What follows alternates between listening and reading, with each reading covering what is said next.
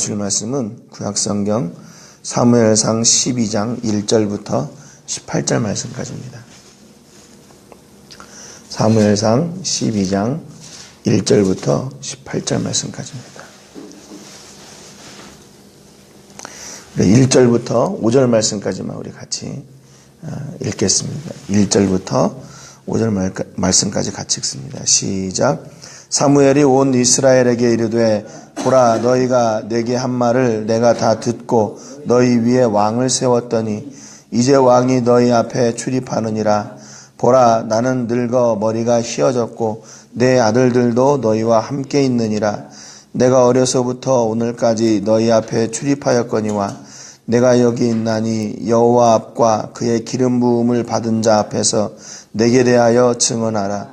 내가 누구의 소를 빼앗았느냐, 누구의 나귀를 빼앗았느냐, 누구를 속였느냐, 누구를 압제하였느냐, 내 눈을 흐리게 하는 뇌물을 누구의 손에서 받았느냐.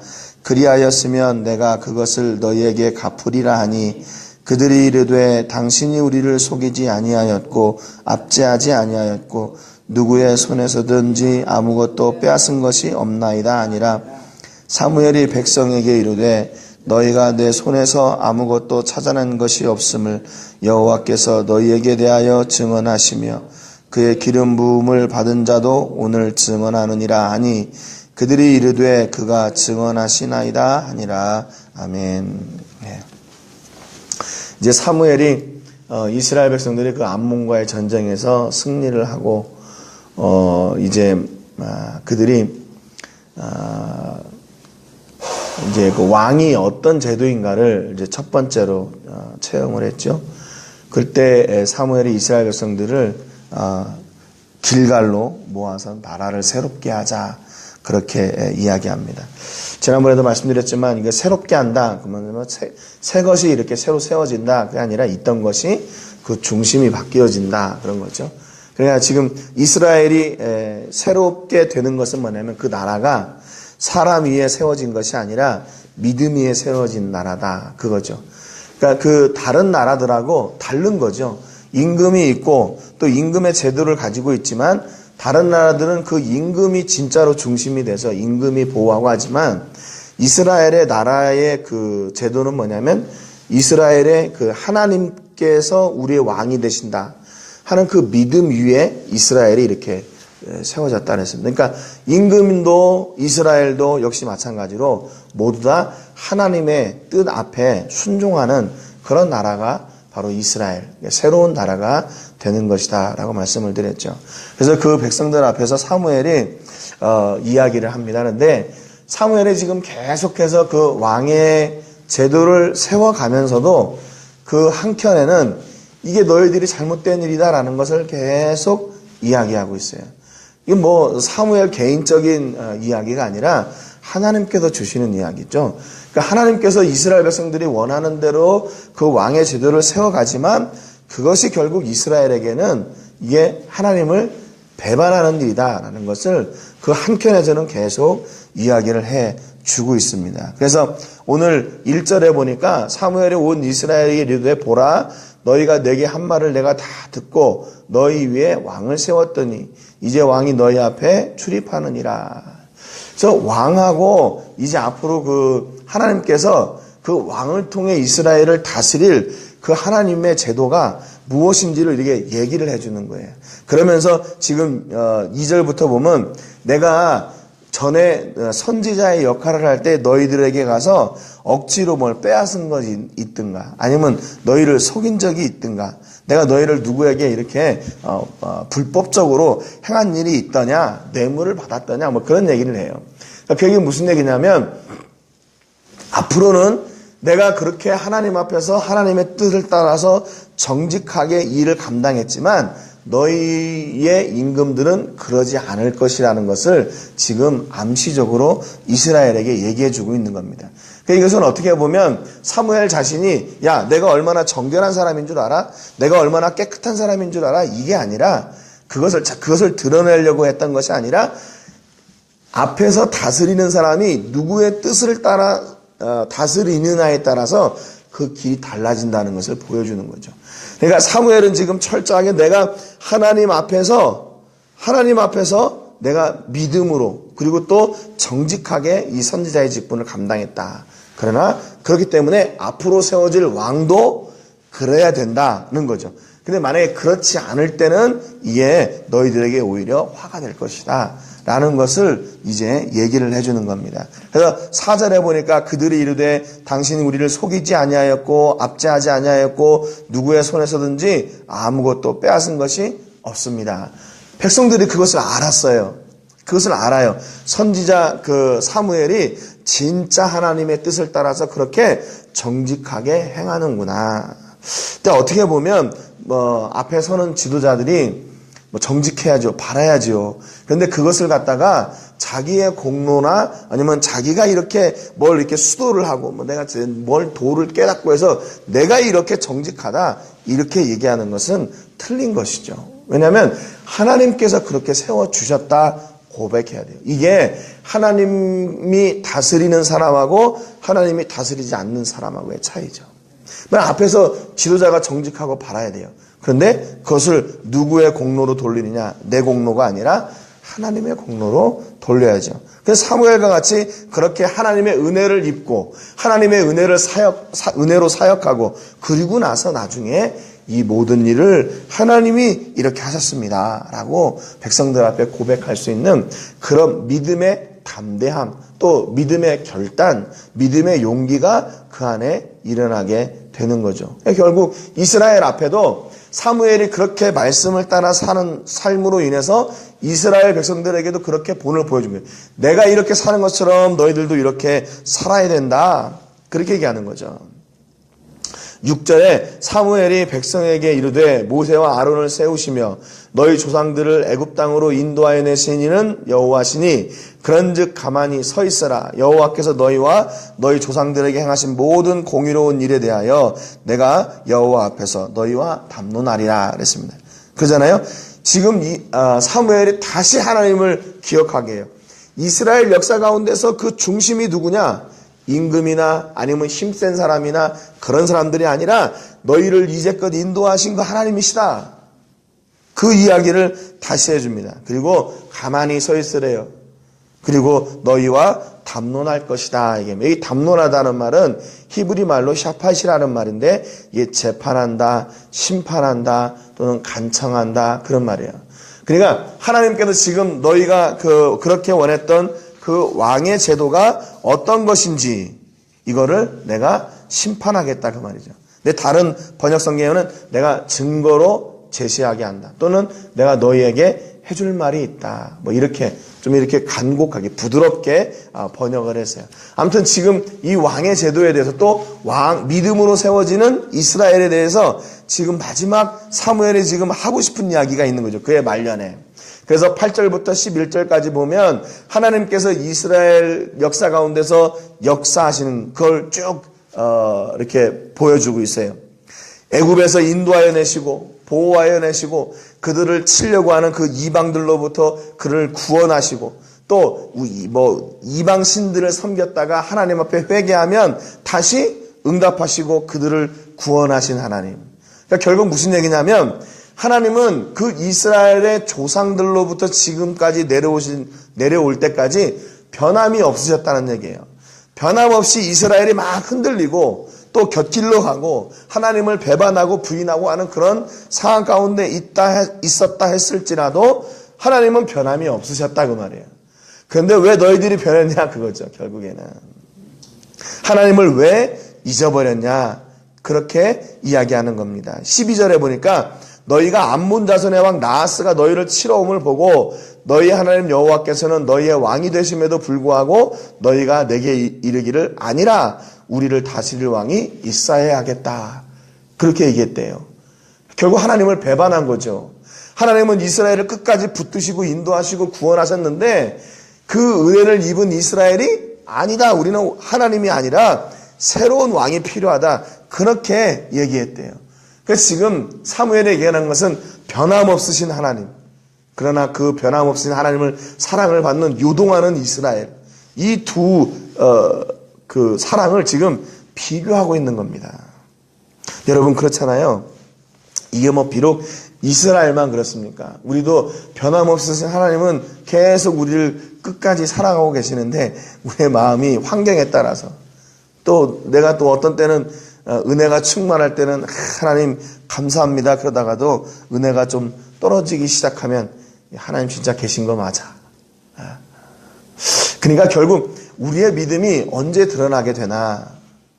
주일에는 제가 입을 열 때 드러난다고 그랬는데 또 우리의 믿음이 드러나는 것은 우리의 삶을 통해 드러나는 거죠. 특별히 고난이 있을 때, 고난 앞에 우리의 믿음이 드러나게 됩니다. 그러니까 이스라엘도 지금 오늘 그 12절에 사무엘에 얘기하는 것은 암몬 왕이 쳐들어왔을 때 그들이 하나님을 찾은 게 아니고 다른 왕을 찾았다는 거예요. 그러나 그 환경 앞에 그 믿음이 흔들리게 되는 거죠. 그래서 하나님이 아닌 세상을 택하게 되고 하나님의 방법이 아니라 세상의 방법을 찾게 되고 하나님이 인도하시는 길을 또 하나님께서 주시는 그 성공의 길이 아니라 자기가 만들어내는 세상의 기준이 되는 그 성공을 찾아가게 되는 거죠. 13절에 보니까 이제 너희가 구한 왕 너희가 택한 왕을 보라 여호와께서 너희 위에 왕을 세우셨느니라. 얼마나 이 하나님의 마음이 좀 이렇게 서운하시고 한탄스러우셨을까 하는 생각을 합니다. 그러니까 지금 계속해서 이스라엘의 왕을 세우는 이 과정을 통해서 늘 너희들이 선택하고 너희들이 세운 그 왕이다 이렇게 얘기해요. 그러니까 잘못된 선택 기준이 믿음이 아닌 그런 잘못된 선택을 너희들이 했다 그렇게 얘기하죠. 14절 15절에 보니까 너희가 만일 여호와를 경외하여 그를 섬기며 그의 목소리를 듣고 여호와의 명령을 거역하지 아니하며 또 너희와 너희를 다스리는 왕이 너희의 하나님 여호와를 따르면 좋겠지만 15절에 너희가 만일 여호와의 목소리를 듣지 않고 여호와의 명령을 거역하면 여호와의 손이 너희의 조상들을 치신 것 같이 너희를 치실 것이다 이렇게 얘기합니다. 그러니까 지금 이스라엘의 흥망성쇠가 어디에 달려있나? 왕이 얼마나 정치를 잘하고 너희들이 뭐 농사를 잘 짓고 무역을 잘하고 경제를 어떻게 활성화시키고 거기에 있는 게 아니라 이스라엘의 흥망성쇠는 하나님께 달렸다는 거예요. 왜냐하면 이스라엘이라는 나라가 세운 그 기초가 믿음이기 때문에 하나님이시기 때문에 그렇다는 거죠. 그러니까 결국에는 무슨 얘기냐면 야 너희들이 지금 왕이 세워졌지만 왕을 의지하지 말라는 거예요. 그 왕도 어떻게 해요? 하나님을 따라야 된대요. 너희와 너희를 다스리는 왕이 너희 하나님 여호와를 따르면 좋겠지만 근데 지금 이 번역이 조금 바르지 않은 게 뭐냐면요. 이게 여기에 여호와를 따르면 좋다, 이 좋겠지만이라는 말이 히브리 원어 성경에는 없어요. 이 단어가요. 그래서 지금 왜 그러면 이 단어를 이렇게 해석하는 것이 좋지 않은가 하면 이게 다른 성경에서는 또 어떻게 번역이 됐냐면 대부분의 한글 성경들은 이게 기복식 이렇게 내가 열심히 하나님을 따랐으니까 하나님이 그래서 복을 주신다. 그 결과로 복을 주신다. 이렇게 생각이 돼요. 그러니까 세번역 성경에는 여기를 모든 일이 잘 될 것이다. 우리말 성경에는 잘하고 있는 것이다. 이렇게 얘기를 하거든요. 그러니까 우리가 하나님 앞에 복을 받는 이유가 하나님을 열심히 섬기기 때문에 이게 지금 틀린 말은 아닌데 이게 100% 맞는 말은 또 아니라는 거죠. 왜냐하면 하나님을 섬기다가 우리가 세상이 말하는 잘못된 일을 당할 수도 있거든요. 하나님을 섬기다가 오히려 내가 또 실수할 수도 있고 실패할 수도 있어요. 근데 여기는 너희들이 그렇게 하나님을 섬기는 이것이 그렇게 됨으로 인해서 모든 일이 잘 된다. 이건 아니라는 거죠. 그래서 원래는 그 성경의 번역이 없는데 그러면 어떤 게 그 원문에 가까운 번역인가? 이게 인과 응보의 어떤 그런 구조가 아니에요. 뭐냐면 만일 너희가 여호와를 경외하고 너희가 그를 섬기며 너희가 그의 목소리에 순종하고 여호와의 명령을 거절하지 않는다면 그러면 너희와 너희를 다스리는 그 왕 역시 너희의 하나님 여호와를 쫓을 것이다. 이렇게 얘기하거든요. 이게 또 한글 킹제임스 성경에 보면 이게 또 논란이 많이 되는데 이게 좀 원어에 더 가까운 의미인 것 같아요. 만일 너희가 주를 두려워하고 그를 섬기며 그의 음성에 복종하고 그의 계명을 거역하지 아니하면 너희와 너희를 다스리는 왕이 모두 주 너의 하나님을 계속해서 따를 것이지만 이렇게 되거든요. 그러니까 결국 이게 무슨 얘기냐면 왕과 그 이스라엘 백성들이 모두 다 하나님을 따르는 서로에게 영향을 준다는 거예요. 만약에 왕이 하나님을 제대로 따르지 않으면 이스라엘도 제대로 따르지 않을 것이고 또 이스라엘이 하나님을 제대로 따른다면 그 왕도 하나님을 따를 것이니까 이 서로 상호작용이 있다는 겁니다. 그러니까 서로가 무엇을 위해서 힘써야 되냐면 서로가 하나님을 따르기 위해서 서로가 견제나 그런 건 그렇지만 서로가 영향을 줘야 된다는 거예요. 왕도 하나님을 따르기 위해서 애써야 되고 왜냐하면 그 모습을 통해서 백성들이 왕이 저렇게 하나님을 따르니까 우리도 하나님을 따라야지 그거고 또 이스라엘 백성들도 하나님을 따르려고 애써야 그 왕이 백성들이 하나님을 따르는 것을 보고 나도 저렇게 백성들이 하나님을 따르는 것처럼 나도 하나님을 따라야겠다 그렇게 간다는 거예요. 그러니까 결국 그게 뭐냐면 우리가 지금 이렇게 모든 어떤 번역들을 본다면 결국에는 하나님을 따르려고 애쓰는 것이 복이다 그 말입니다. 예. 하나님을 따르기 때문에 우리가 뭔가 이렇게 잘되고 잘되는 복이 있는 게 아니라 하나님을 따르려고 노력하고 애쓰는 그 삶 자체 그게 바로 복이라는 거예요. 그래서 만약에 그러면 15절에 보면 그러면 그렇게 하지 않으면 어떻게 되냐 너희가 만일 여호와의 목소리를 듣지 아니하고 여호와의 명령을 거역하면 여호와의 손이 너희의 조상들을 치신 것 같이 너희를 치실 것이다. 하나님을 따르지 않을 때는 그 징계가 정확해요. 징계가 분명해요. 이 성경에도 보면. 그러니까 여기에서 우리가 생각하는 어떤 우리가 하나님을 잘 따랐기 때문에 모든 일이 잘 될 것이다. 이것은 이렇게 번역하는 것, 14절 그 하반절을 그렇게 번역하는 것은 좀 우리의 신앙관에 있어서 좀 잘못될 우려가 있다. 그러니까 이거 서로 그 원어에 가까운 것은 서로가 하나님을 따르는 그 일을 우리가 애써야 된다 하는 거죠. 16절에 보니까 다시 사무엘이 얘기합니다. 이제는 너희는 이제 가만히 서서 여호와께서 너희 목전에 행하시는 이 큰 일을 봐라 그렇게 얘기합니다.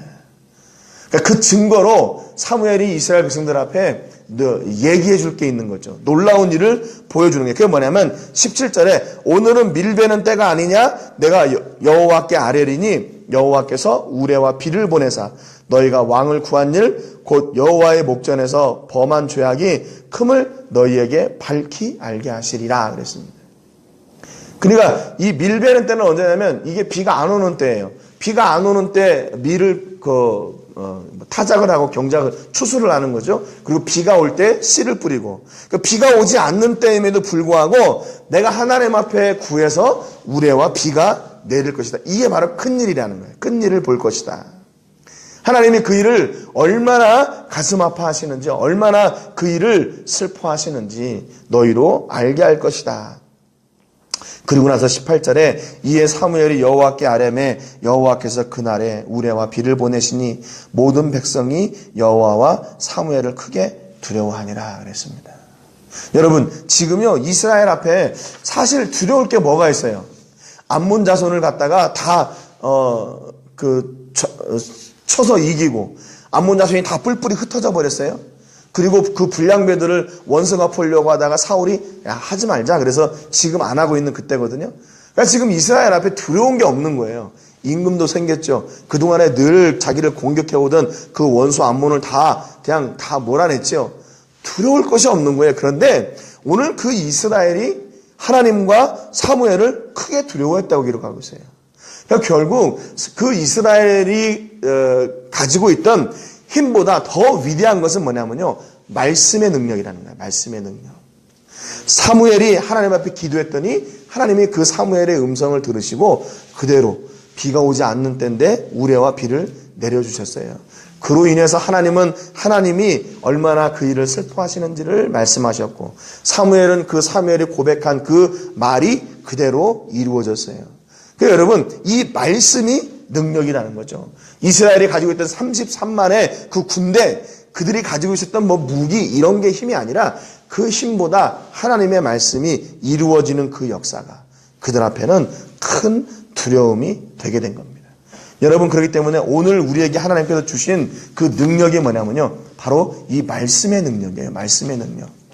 다른 것이 아니라 뭐 돈이나 세상의 지위나 명예 이런 것들이 아니라 우리의 입을 통해서 역사하시는 그 하나님께서 우리가 고백한 대로, 우리가 선포한 대로 그 일을 이루어 가신다. 그래서 참 지난 주간에도 계속 그런 말씀을 드렸지만, 출라비스타 교회가 그렇게 도둑질을 당하고, 야, 정말 언제나 이 사람들이 좀, 이렇게 될까. 그런 한쪽으로는 그런 슬픈 마음도 있지만, 또 도전이 되는 것은 뭐냐면, 이 말씀처럼 우리가 고백하고 선포한 그 말씀의 능력이 있으니까, 언젠가는 그들도 하나님께로 돌아오겠지 하는 그런 소망, 그런 기대, 그게 또 있는 거죠. 그래서 다시 그래도 하나님께서 주신 그 말씀을 전하고 그 은혜를 전하고 그 사랑을 전할 때 그들이 결국에는 주께로 돌아오게 되는 그런 더 놀라운 역사가 있을 줄로 믿습니다. 오늘 하나님께서 우리의 입술을 통해서 선포되는 대로 또 하나님께서 우리의 입술의 고백을 따라 역사하시는 놀라운 그런 은혜를 체험하는 하루 되시기를 주님의 이름으로 축복합니다. 오늘 우리의 입에 말씀을 주시고 그 말씀에 은혜를 주신 바로 그것이 우리에게 큰 능력임을 또 능력을 사는 여러분 되시기를 주님의 이름으로 축복합니다. 오늘 이번 한 주간은 우리 과달라라 교회를 위해서 기도하겠습니다. 우리가 지금 교회 일꾼을 세우기 위해서 5월 첫째 주에 공동회를 하게 되는데, 그동안 기도하면서 우리 교회를 통해서 하나님께서 더 놀라운 일을 이루시기 위해 또 일꾼을 세우시고, 또 우리가 함께 누가 우리 교회를 주도하고 이러는 게 아니라 하나님 앞에 함께 하나님의 뜻을 찾고 또 하나님의 뜻을 이루어 나가는 그런 아름다운 믿음의 공동체, 이스라엘과 같이 신앙으로 믿음의 기초 위에 세워진 그런 교회가 될 수 있도록 위해서 기도해 주시기 바랍니다. 오늘 말씀처럼 말씀대로 이루시는 역사, 또 변함없이 우리를 사랑해 주시는 그 하나님의 사랑 앞에 우리도 흔들리지 않고 변하지 않고 믿음으로 세워지는 은혜가 있기를 위해서 함께 기도하겠습니다. 제가 먼저 기도하겠습니다. 하나님 아버지, 감사드립니다. 오늘 사무엘이 나이 많아 늙었지만 이스라엘 앞에 진리를 선포하는 것을 봅니다. 그의 마음이 얼마나 애타고 아팠을까 하는 그런 안타까운 마음이 있습니다. 하나님은 이스라엘을 끝까지 변함없이 사랑해 주시고 인도하시고 구원해 주시고 그들을 용서해 주시고 기다려 주셨지만, 이스라엘은 그의 환경 앞에 하나님이 아닌 다른 왕을 달라고 했고 다른 왕을 선택했습니다. 그것이 하나님 앞에 슬픔이 되었습니다. 그러나 그들이 선택한 왕과 이스라엘이 하나님 앞에 복을 누리며 살 수 있는 방법은 그들이 모두 하나님을 따라, 하나님의 말씀을 따라, 하나님의 인도하심을 따라 사는 것이었습니다. 자기들의 뜻이나 의지대로 사는 것이 아니라 왕이 세워졌지만 믿음 위에 세워진 나라이기에 하나님의 말씀을 따라 살 때 하나님이 그들을 책임지시고 하나님께서 이스라엘을 더욱 강건하게 세워주실 것이라고 약속합니다. 하나님, 오늘 우리도 변하지 않으시는 그 하나님의 사랑 앞에 우리도 변하지 않는 믿음으로 나아가기를 원합니다. 하나님, 환경이 비록 때로는 어려울 때도 있고 또 낙심될 때도 있고 실패할 때도 있지만 그 앞에 주저앉지 말게 하시고 우리를 변함없이 사랑하시고 기다리시고 우리를 인도하시는 하나님께 붙들려 오늘도 승리하는 우리 모든 식구들 다 되게 하여 주옵소서. 감사와 영광을 올려드리고 예수님의 이름으로 기도합니다. 아멘. 기도하겠습니다.